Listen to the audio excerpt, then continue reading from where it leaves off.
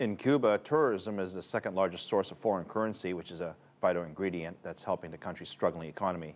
Numbers of visitors continue to grow, but in these tough economic times, tourists are spending less once they get there. Michael Voss reports Cuba is now looking for ways both to boost numbers and revenues. A record 2.9 million tourists came to Cuba last year, an increase of nearly 5% from the year before. Most were from Canada and Europe, mainly attracted by the sun, sea and sand. But many visitors also want to experience Cuba while the Castros are still in power and before the island modernizes. This year, for the first time, numbers are expected to top the 3 million mark. The Cuban tourist industry is proving remarkably resilient. But with much of Europe still in recession, it's turning its attention to attracting visitors from South America, particularly Brazil.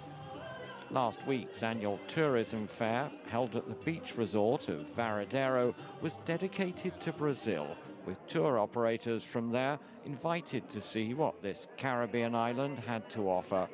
The two countries also signed an accord to start direct flights from Sao Paulo to Havana. Brazil is in the American continent. It is developing and transforming economically and has all the potential to provide new tourists. So far, only 16,000 come to Cuba. The main reason is that, until now, there were no direct links.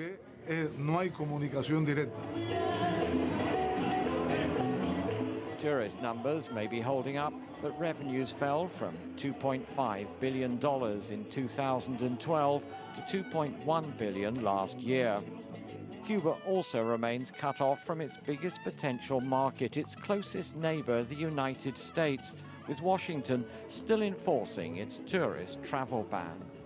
Now, in an effort to attract more affluent vacationers from around the world, Cuba announced at the trade fair the approval of a new golf resort, the first of several planned in the coming years. Michael Voss, CCTV, Varadero, Cuba.